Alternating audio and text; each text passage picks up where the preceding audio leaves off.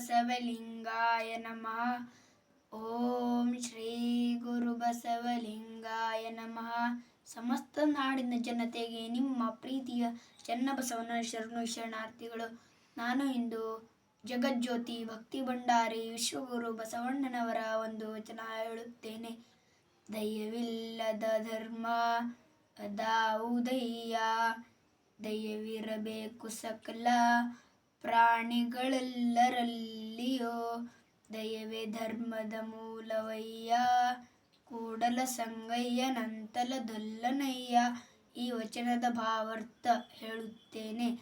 ಜಗತ್ತಿನಲ್ಲಿ ದಯವಿಲ್ಲದ ಯಾವ ಧರ್ಮವೂ ಇಲ್ಲ. ಎಲ್ಲ ಜೀವಿಗಳಲ್ಲಿ ದಯೆ ಇರಬೇಕು ಹಾಗೂ ಪ್ರೀತಿ ಇರಬೇಕು. ಹಾಗಿಲ್ಲದಿದ್ದರೆ ಕೂಡಲ ಸಂಗಮ ದೇವನು ಒಪ್ಪುವುದಿಲ್ಲ.